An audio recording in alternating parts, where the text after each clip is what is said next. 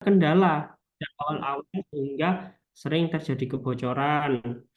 Atau faktor-faktor lain seperti pasiennya gemuk, kita tidak bisa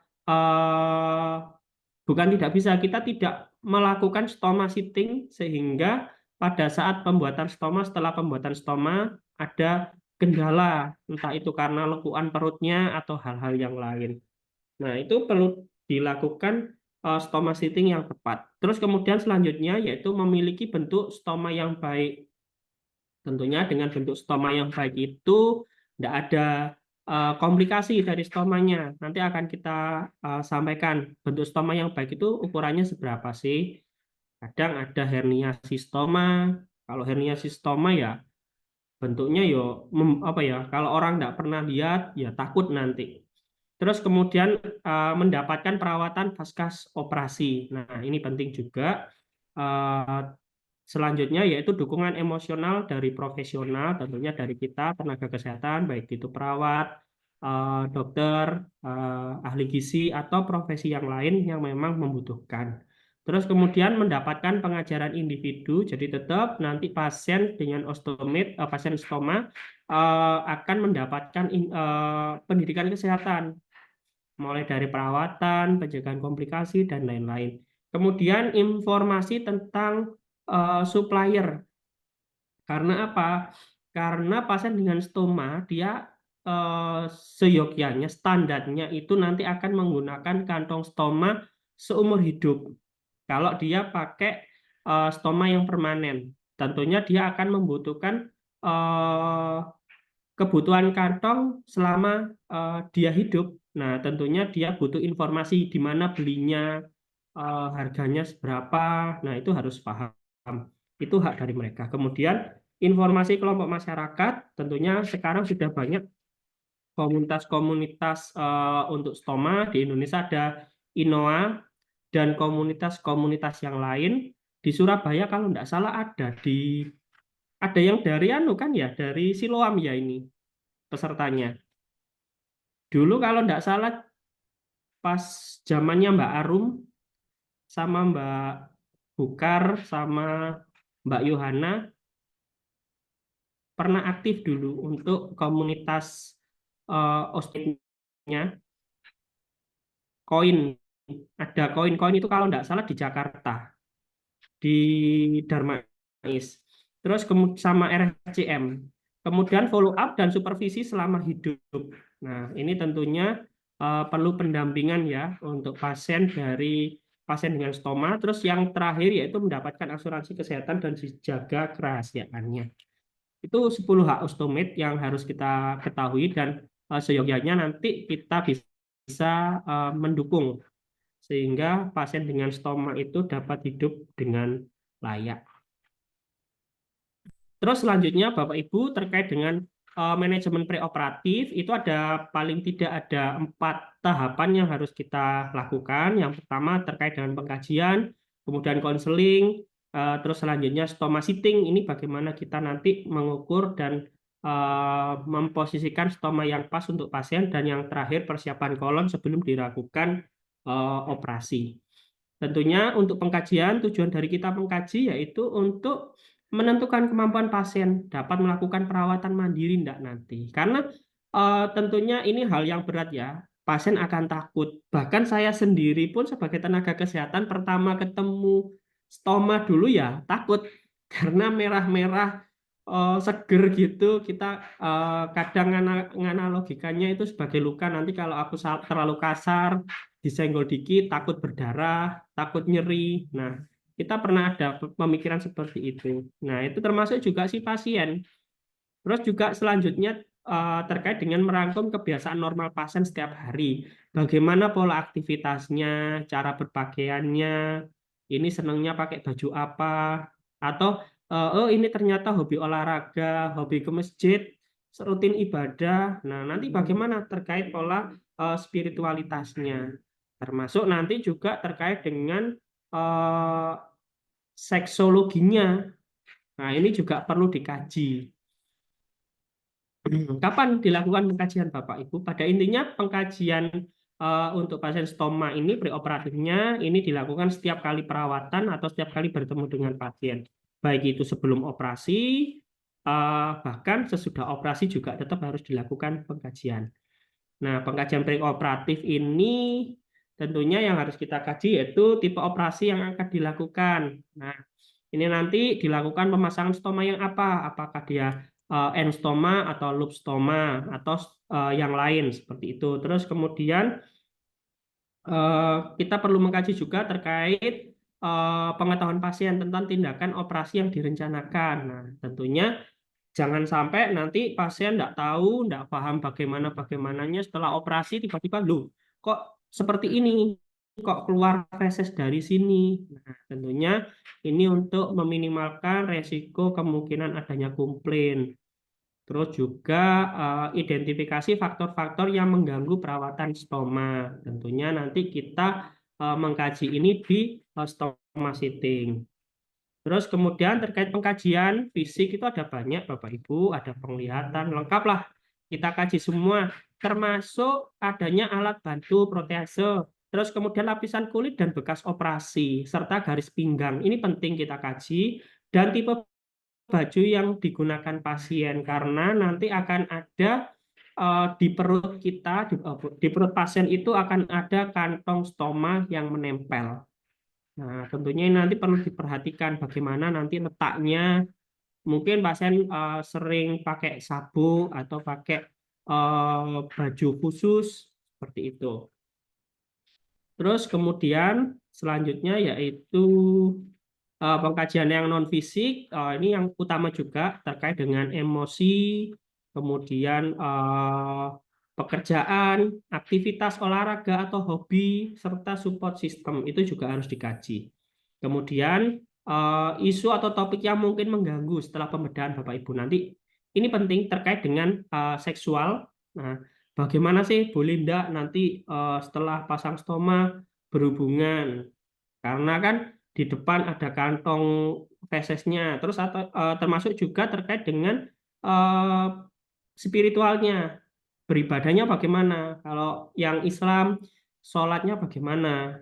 Nah, terus kemudian wudhunya bagaimana. Terus terkait dengan waktu sholat, tiba-tiba keluar feses bagaimana. Nah, itu juga perlu dikaji juga. Kemungkinan nanti yang mengganggu. Terus kemudian konseling, ada kognitif, afektif, dan psikomotor. Nah, ini penting sekali kita kaji. Nah, tujuan dari konseling itu adalah ini, Bapak Ibu semuanya itu supaya pasien itu nanti rileks, santai, dan tidak cemas. Kemudian tahu apa yang harus dilakukan, bersikap optimis dan positif. Jadi tidak terlalu bernegatif thinking. Terus kemudian dia bisa menjalankan aktivitas secara maksimal seperti itu. Tentunya fokus dari konseling itu nanti mencakup beberapa hal. Yang pertama yaitu terkait kebutuhan osteomed itu sendiri, kemudian masalah dari osteomednya dirinya nanti bagaimana, keluarga dan lingkungannya, sehingga dia tidak kaget setelah dilakukan pemasangan stoma. Dan juga adanya perubahan pada diri osteomed. Kemudian edukasi yang diberikan nanti kita harus mengenalkan ini stoma. Stoma itu adalah pembuatan saluran cerna yang awalnya BAB-nya lewat anus, sekarang diganti lewat dinding perut seperti itu. Terus kemudian tindakan yang akan dilakukan pengenalan kantong. Nah, ini banyak sekali kantong-kantong stoma. Nah, kita kenalkan Bapak Ibu, ini ada kantong, kalau yang ini bening, ada juga yang eh, berwarna coklat. Terus kemudian oh ini ada two piece, ini ada dua bagian, ini one piece satu bagian. Nah, ada banyak sekali termasuk aksesorisnya. Nanti kalau pasien membutuhkan sabuk, membutuhkan yang lain seperti pendukung skin barrier, kemudian stoma powder dan lain-lain. Nah, itu juga harus kita kenalkan termasuk fungsi dan cara penggunaannya. Stoma paste itu. Terus kemudian cara memasang dan perawat kantong stoma. Nah, ini penting sekali terkait dengan cara pemasangan. Biasanya pengalaman kita itu pasien semakin lama malah akan semakin pintar daripada perawatnya. Karena pasien tahu, oh ini ukurannya cuma segini aja udah cukup. Kadang kita terlalu lebar, terlalu sempit. Kalau terlalu sempit sih ya ada kejadian, tapi yang umum sih kita terlalu lebar untuk menggunting hidrokoloidnya. Dan juga merawat kantong. Nanti bagaimana cara membersihkannya, cara membuang fesesnya seperti itu. Termasuk edukasi terkait ibadah. Nah, jadi saat ini sudah ada fatwa dari MUI terkait dengan beribadahnya orang dengan stoma. Nanti tinggal kita edukasi. Kemudian mandi juga perlu kita ajari bagaimana, oh tetap boleh mandi seperti itu. Dietnya juga terkait dengan pola makan. Misalnya pasiennya ingin ada acara, tentunya kita harus edukasi Bapak Ibu jangan banyak makan yang bergas. Karena apa? Kalau dulu ada anus, kita kalau pengen ngentut bisa nahan, tapi sekarang tidak ada. Tentunya nanti akan langsung blus-blus-blus. Nah, seperti itu. Mungkin itu pola kebiasaan yang nanti harus kita ajarkan kepada pasien. Karena tidak akan ada kemampuan untuk menahan kentut.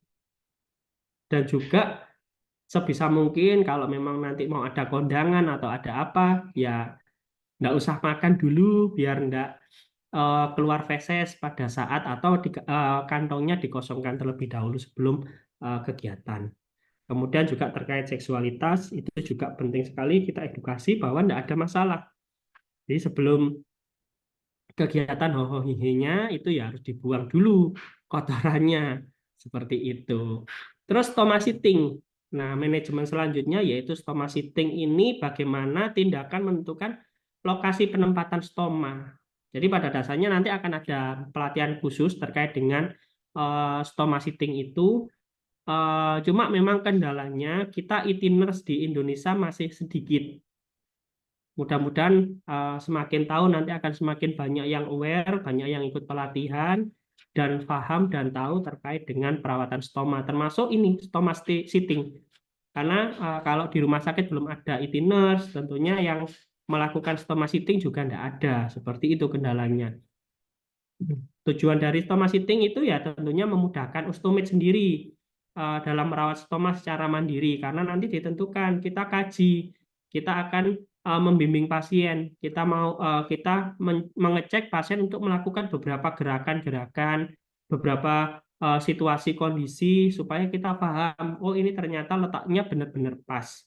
Terus kemudian mengurangi resiko komplikasi dan meningkatkan kualitas hidup klien. Terus selanjutnya terkait dengan letak stoma, tentunya di mana sih letak stoma yang pas itu? Yang pertama tentunya tidak ada tulang yang menonjol. Nah, kemudian yang kedua tidak ada garis pinggang, nah, tentunya harus di atasnya, dan tidak ada bekas luka operasi di situ. Kemudian tidak ada area kulit yang bermasalah, tidak di bawah payudara yang menggantung, dan tidak ada tempat insisi operasi dekat luka operasi atau drain. Ini secara garis besar terkait penentuan letak stoma. Terus kemudian faktor yang diperhatikan pada saat menentukan letak stoma, tentunya kita harus menanyakan faktor sosial budaya, penggunaan dan juga penggunaan alat bantu. Terus kemudian dilakukan dengan berbagai posisi klien, mulai dari tidur, terlentang, kemudian menjongkok, duduk. Nah, itu nanti kita cek lokasinya sudah pas nggak kira-kira. Kemudian tandai pada dinding perut dengan spidol permanen atau menggunakan spidol marker, kemudian persetujuan dengan klien terkait dengan tindakan yang akan dilaksanakan. Nah, ini adalah beberapa posisi yang harus kita lakukan mulai dari tidur, istirahat, duduk, berdiri, nah, posisi membungkuk. Nah, tentunya stoma sitting pasien yang langsing seperti ini dengan yang gendut itu akan berbeda. Nah, oleh karena itu pentingnya stoma sitting, jadi tidak bisa semua pasien disamakan untuk lokasi stomanya. Jadi perlu adanya stoma sitting. Ini adalah beberapa kondisi stoma sitting yang tidak tepat sehingga terjadi retraksi dan juga ada iritasi seperti itu. Nah, ini juga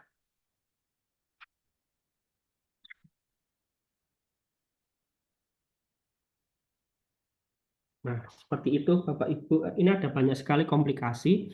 Awalnya iritasi sehingga ya tentunya eh, yang kasihan itu pasiennya. dia akan merasa perih dan tidak nyaman. Seperti itu.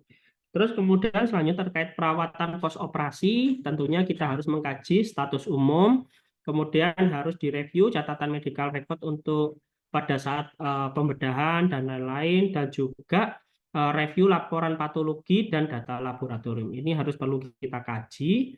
Terus kemudian juga support wound healing. Jadi kita harus support, jangan sampai kita menggunakan balutan yang tidak tepat. Tentunya kita harus menentukan primary dressing, secondary dressing sesuai dengan kondisi lukanya, Bapak Ibu semua.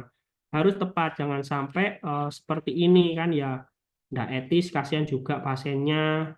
Nah, seperti itu. Kemudian pengkajian terkait dengan stoma, kita harus mengkaji tipe dari stomanya apa, ketinggian, konstruksi, lokasi, dan ukuran. Kemudian ada mucocutaneous line, peristomal skin, dan fungsi genitourinaria dan gastrointestinalnya harus kita kaji. Tentunya tipe dari stoma itu ada banyak, tapi kita hari ini bahas terkait dengan stoma saluran cerna. Nah, pada dasarnya stoma itu ada ileostomi, kolostomi, urostomi, dan lain-lain. Seperti itu. Tentunya nanti masing-masing letak ini berpengaruh pada keluaran yang dihasilkan. Jadi kalau kolostomi tentunya pasti bentuknya padat seperti itu. Kalau ileus cair seperti itu. Dan stoma yang ideal, nah ini adalah gambar stoma yang ideal, Bapak Ibu, yang baik. Itu warnanya merah segar ya. Lokasinya ada di dinding perut atas, kemudian ada di atas otot abdominalis, dan ketinggiannya dia 2-3 cm. Keluar dari kulitnya 2-3 cm. Bentuknya baik, bundar, fungsi optimal. Kulit sekitar intak. Nah, ini tidak ada iritasi sekitarnya. Seperti itu.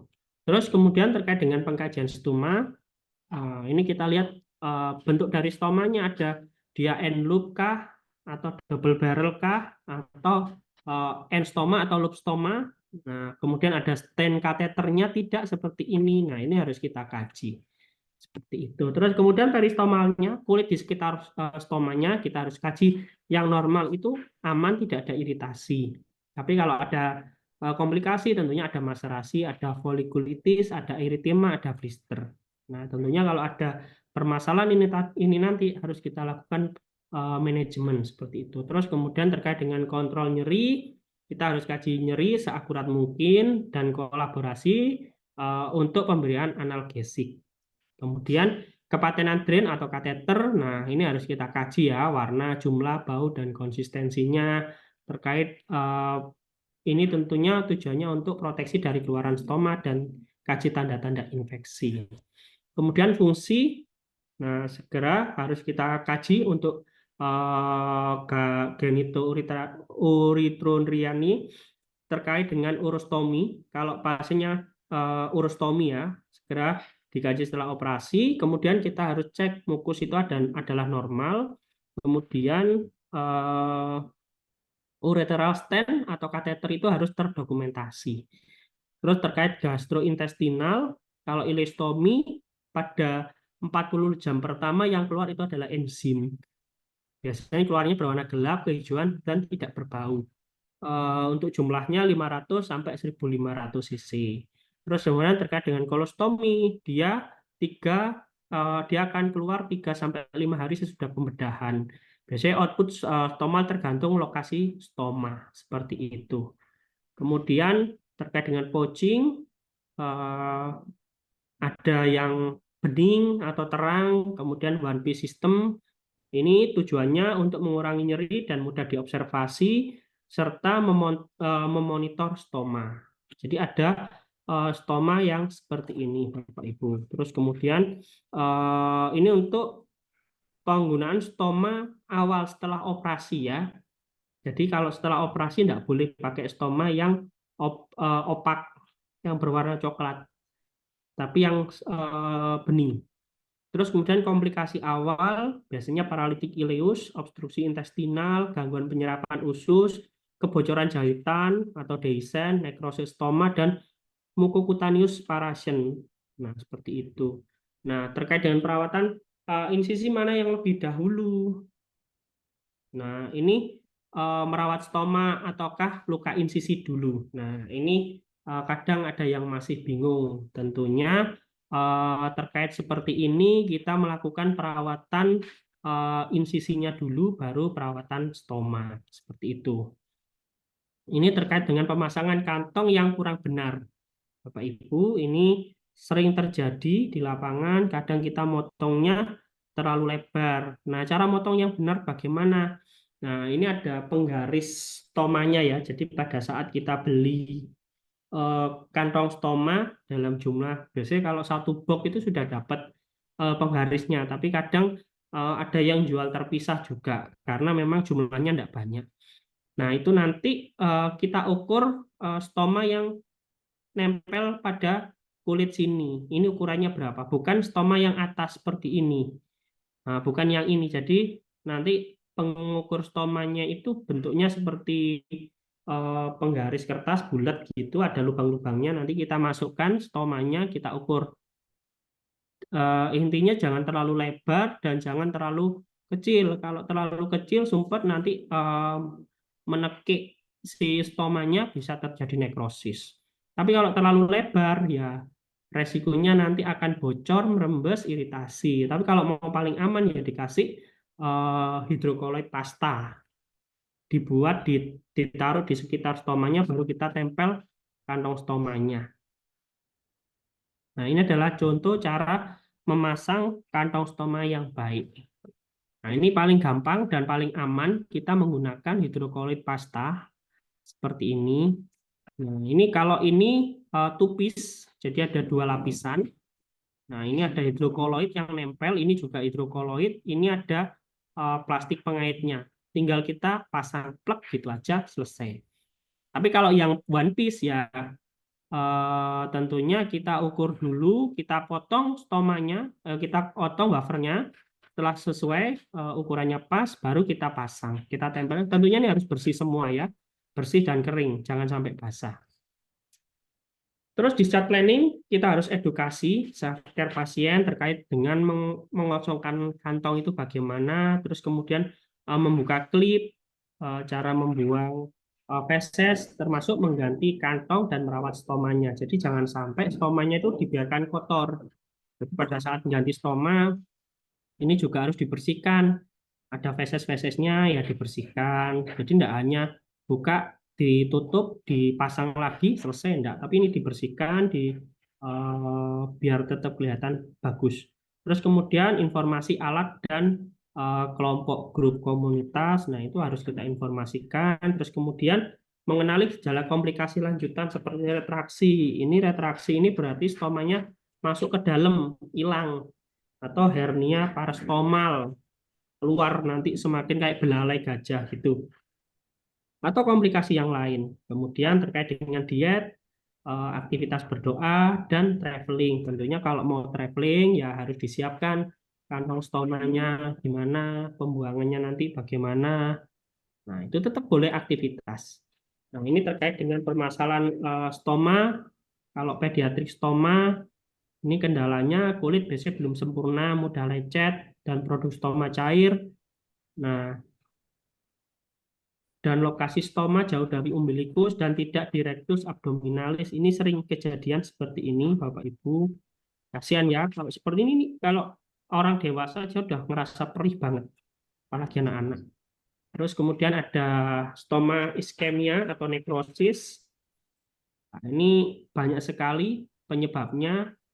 Bisa juga karena kita salah masang kantong stomanya, terlalu menyekik. Seperti itu. Kemudian perdarahan.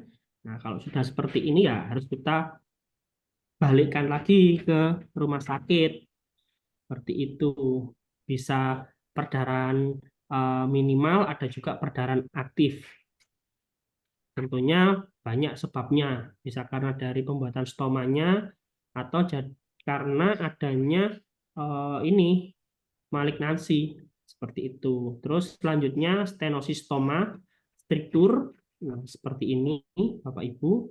Kemudian ini adalah fistula mucocutaneous. Ini umum, sering terjadi kalau kita telat mengangkat jahitan. Nah, jahitan ini yang mengelilingi stoma harus di AJ maksimal 2 minggu. Nah, sebabnya nanti kalau ini tidak di AJ, dia akan jadi benda asing, tubuh akan merespon ini, efeknya nanti akan terjadi perlukaan seperti ini. Ini pasti perih seperti ini. Nah, treatmentnya bagaimana kalau seperti ini ya? Kita rawat lukanya. Jadi kita bersihkan, stomanya kita buka, kita bersihkan, ini kemudian kita kasih sesuai dengan warna dasar lukanya. Kalau dasar lukanya warnanya seperti ini, dia warnanya kuning, ya kita kasih hidrogel tipis saja, hidrogel. Kemudian setelah itu kita tutup hidrofiber, habis itu kita kasih hidrokoloid. Setelah hidrokoloid, baru atasnya sini yang nempel kita kasih pasta, tutup kantong stoma. Sudah beres seperti itu saja. Terus kemudian ada retraksi stoma. Nah, ini permasalahannya ini dapat menyebabkan kebocoran dan masalah kulit yang parah, lebih banyak pada iliostomi biasanya. Nah, ini nanti tentunya perlu di reoperasi. Nah, ini adalah permasalahan prolaps. Nah, seperti ini kayak belalai gajah. Nah, ini kalau pasiennya ndak anu ya takut nanti seperti itu. Tentunya nanti perlu operasi lagi. Seperti itu. Ini hernia stoma, mirip tapi benjolannya di luar ya kalau hernia. Maaf tadi prolaps maksud saya bukan hernia ya. Ini prolaps, ini hernia.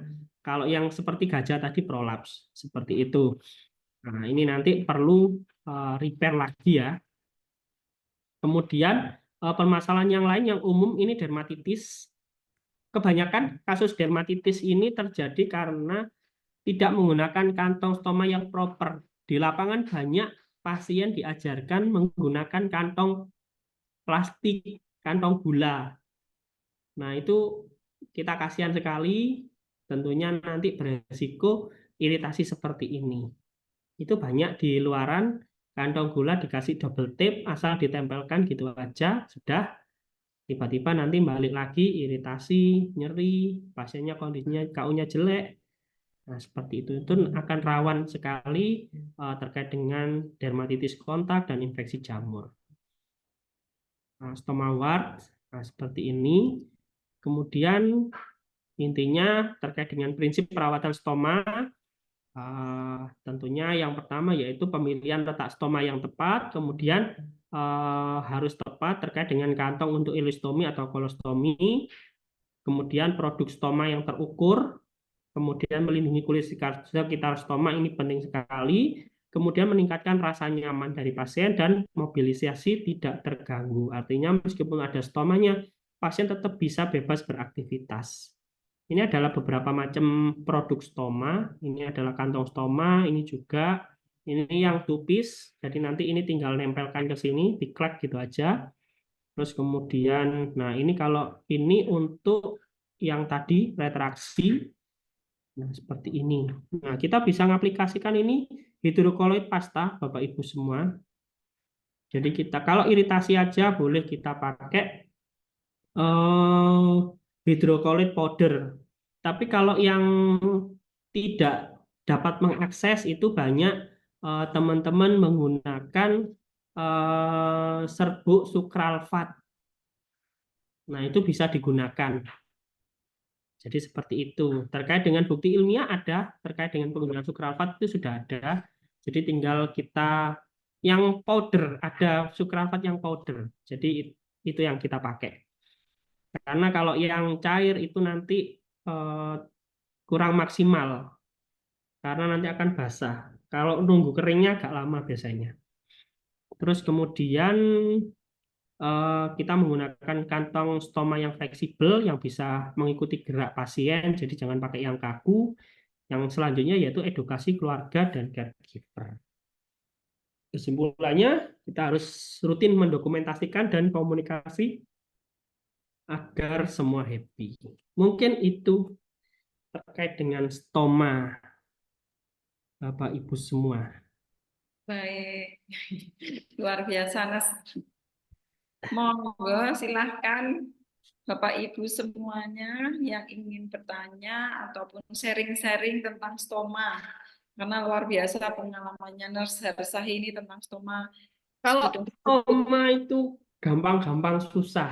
Susahnya itu kalau ketemu pasien yang ekonominya kurang. terbatas. Ya, karena apalagi kemarin saya ada pasien stoma itu ekonominya di atas rata-rata lah. Jadi enak.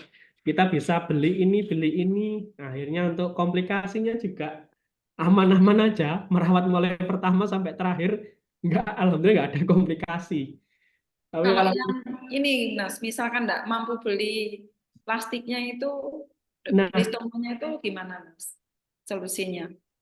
kalau itu sekarang sebenarnya sudah bisa diakses, ada komunitasnya itu. Nanti tinggal nanti pasien diarahkan ikut komunitas, nanti akan ada bantuan kantong stoma Hmm, seperti itu. ada bantuan ya. Nggih. Stoma, ini ada yang bertanya di kolom chat, Bu. Izin saya jawab, ya. Nggih, monggo. Untuk Silakan. stoma ini bersifat perawatan luka yang permanen atau gimana? Nah, untuk stoma ini nanti targetnya kita perawatan lukanya tidak selamanya. Jadi kita harus mengajarkan pasien untuk mandiri. Jadi pasien seperti yang saya sampaikan tadi di awal, pasien itu nanti kalau sudah lama dia akan lebih pintar dari perawatnya karena dia tahu ngukurnya seberapa, ukuran stomanya seberapa besarnya. Nah, itu akan lebih pas mereka nanti seperti itu. Jadi kita ajarkan di awal, kalau saya biasanya sih 1 bulan pertama. Karena untuk penggantian kantong stoma kalau kita bagus itu bisa 1 minggu sekali. Jadi maksimal 1 minggu sekali kita harus ganti kantong stoma yang eh, one putch ya. Nah, jadi yang sekali satu satu pasang istilah yang wafer sama kantongnya dari satu yang bukan yang terpisah seperti tadi yang two piece, yang one piece. Nah, itu kita bisa 1 minggu sekali kita ganti. Nah, itu nanti tapi kalau kita salah masang biasanya hari ketiga, hari kedua sering bocor biasanya seperti itu. Jadi intinya perawatan kalau tidak ada komplikasi ya kita rawat sampai pasien bisa dan kita harus memandirikan pasien karena pasien kan BAB setiap hari selamanya apalagi itu stoma permanen seperti itu. Nggih. Terima kasih, Nas. Sama-sama Bu. Kalau yang untuk itu, Nas, misalkan ada lecet-lecet di sekitar area stoma itu biasanya dikasih apa, Nas, untuk menghindarinya? Untuk stoma yang lecet iritasi, nah itu tadi saya sampaikan harusnya yang standar itu pakai stoma adhesive powder hidrokoloid yang bentuk serbuk itu nanti ditaburkan gitu aja, dibiarkan nanti keserap, habis itu kita bersihkan, baru bisa kita tutup hidrokoloid. Tapi kalau tidak ada, bisa kita menggunakan Oh, alat apa? serbuk sirup, bukan yang sirup tapi ya, yang serbuk. Ada yang serbuk yang seperti cefadroxil, itu kan ada yang serbuk dikasih air Kasih sendiri gitu kan ada seperti itu. Nah, kalau kita pakai sukralfat yang serbuk itu kalau yang paling kondisinya kurang mampu. kondisinya ekonominya tidak mampu lah. Kadang teman-teman ada yang pakai antasid juga, tapi kalau Digerus itu dari ya. dalam Digerus antasid ya tablet gitu. digerus. Tapi kalau yang literatur yang saya temukan kemarin itu menggunakan sukralfat. Itu bisa selain untuk memberikan rasa dingin pada lukanya juga bisa melindungi kulit yang iritasi seperti itu. Nes, ini ada yang bertanya info komunitas stoma, Nes.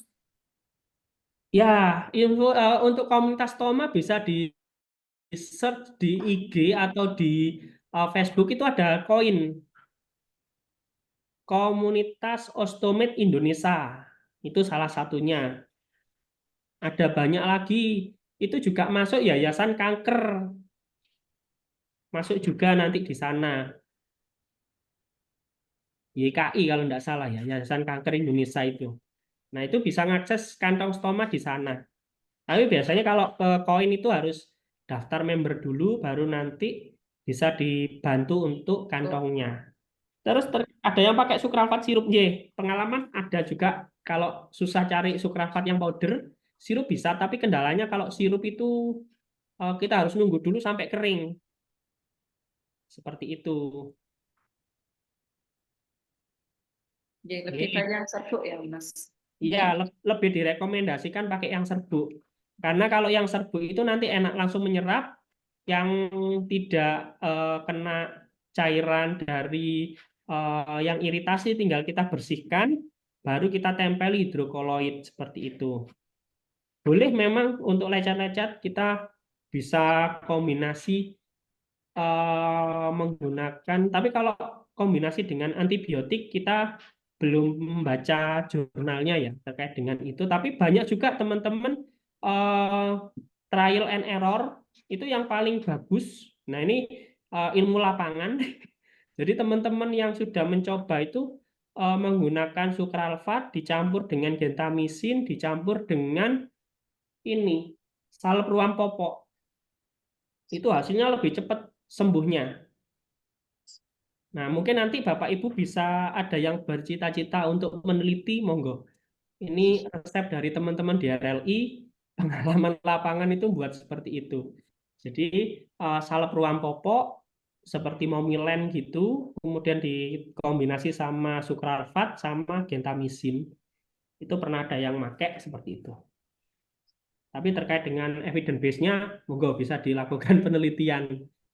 Tapi pengalaman dari teman kita itu di Bantul itu 1-2 hari sudah teratasi untuk iritasinya. Lumayan cepat itu. Baik, terima kasih, Nas.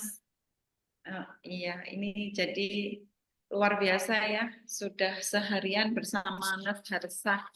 Kira-kira sebelum kami tutup, adakah pertanyaan? Boleh langsung, tidak usah di kolom chat, bisa raise hand ataupun langsung dibuka audionya, bisa langsung bertanya, monggo.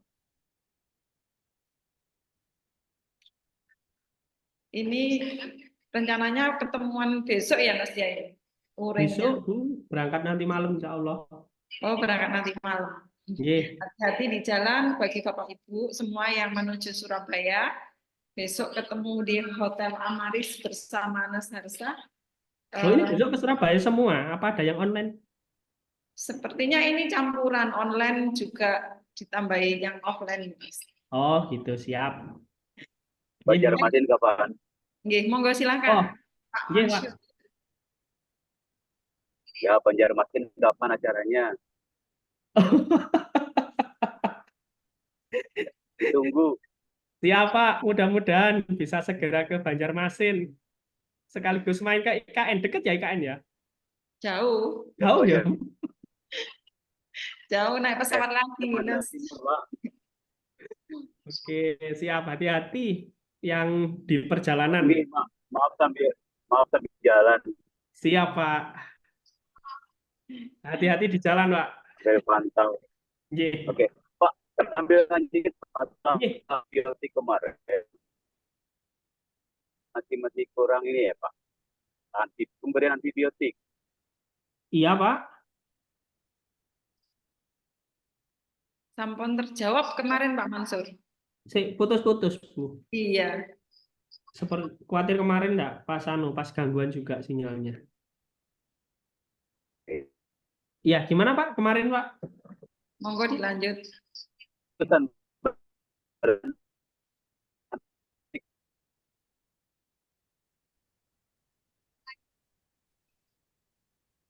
sinyalnya.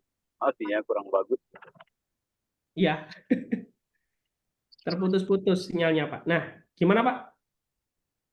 Kena mute, Mas Yan. Dibuka dulu audionya Pak Mansur.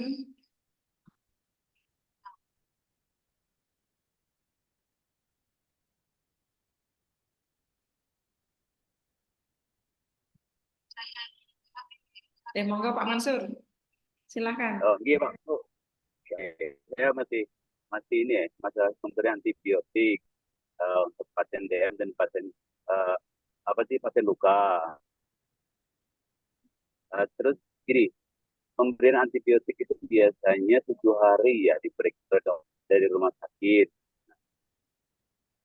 Adakah kita rentang waktu pemberian antibiotik itu bisa dilanjutkan di perawatan luka gitu? Oke. Baik, Pak. Terkait dengan pemberian antibiotik itu sebenarnya tergantung dari itu kan peran kolaboratif kita terkait dengan kondisi infeksinya.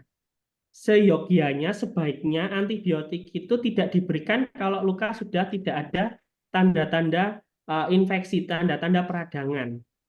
Nah, kemarin kita sampaikan bahwa ada beberapa pertimbangan kita menggunakan antibiotik. Salah satunya kalau ada tanda infeksi dalam atau ada tanda-tanda jadi kapan kita cukup menggunakan balutan antimikrobial dressing saja, kapan kita harus menggunakan antimikrobial dressing dan juga antibiotik sistemik.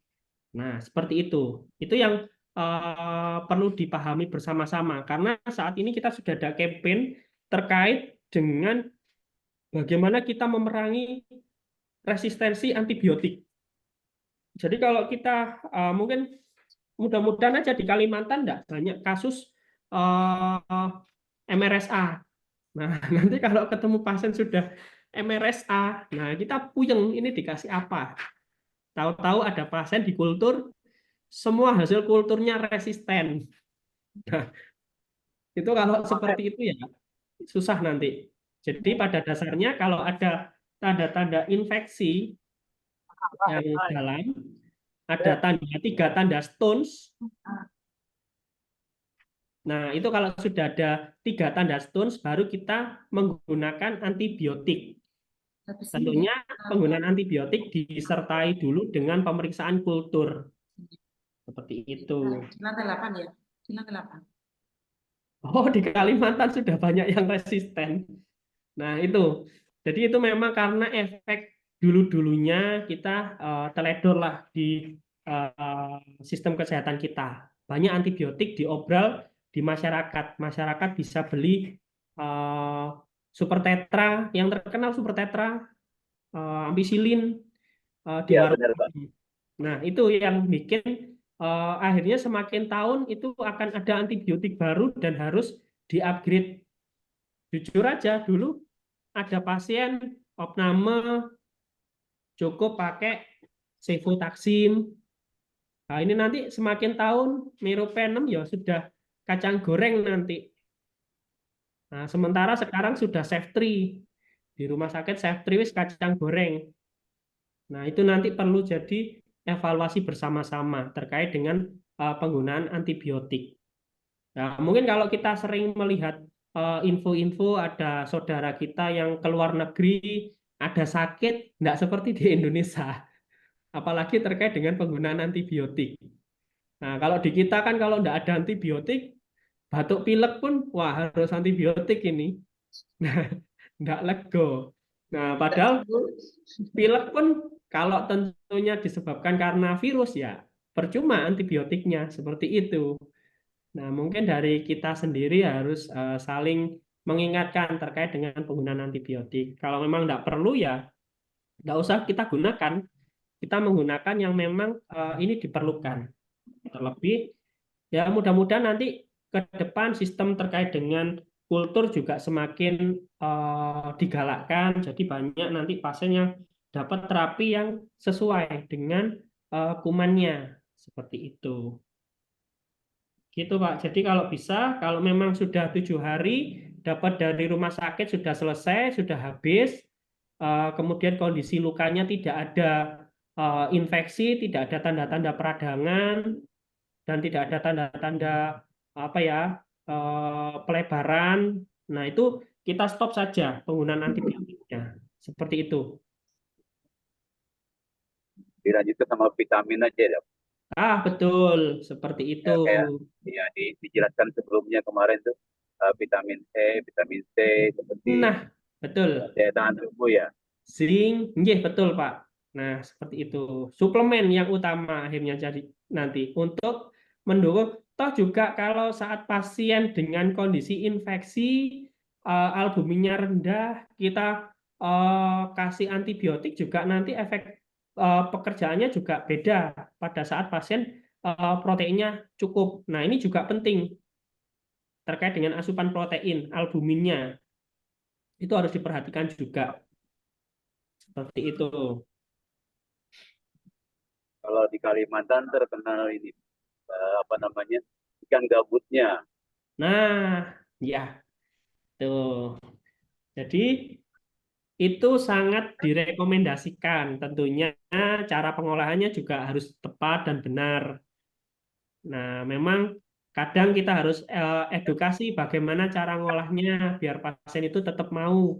Kan tidak mungkin dia luka 1 bulan makan ikan gabus terus, pasti ada perasaan bosen. Nah, itu juga harus kita konseling terkait dengan cara pengolahannya. Atau mungkin nanti Pak Mansur buka ini memproduksi minyak ikan gabusnya, dibuat kapsul, buat produk sendiri. Itu di Nanti lintas Sulawesi, Pak. sektor, Pak. Untuk pabriknya itu di Sulawesi yang banyak untuk ikan gabus. Kayaknya di Kalimantan kan masih alami, hutannya juga masih luas. Biasanya ikannya juga Ya, lebih besar-besar, lebih alami.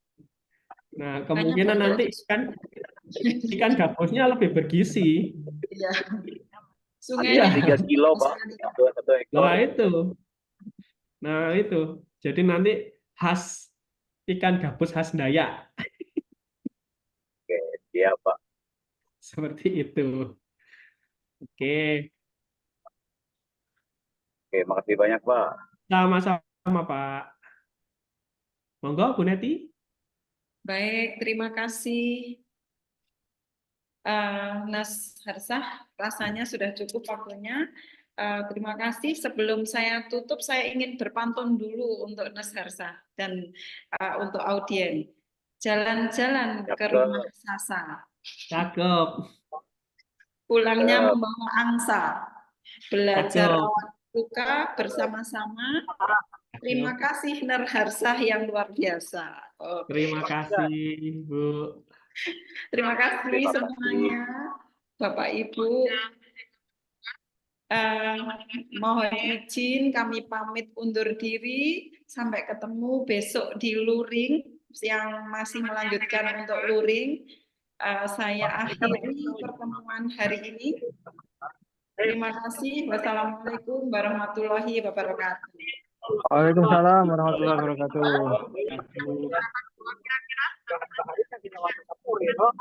Izin live ya, Bapak Ibu. Assalamualaikum. Mohon maaf kalau ada salah kata selama menyampaikan materi selama 2 hari ini. Ya, sama-sama. Nggih, Bu. Mohon izin undur diri Bapak Ibu semuanya.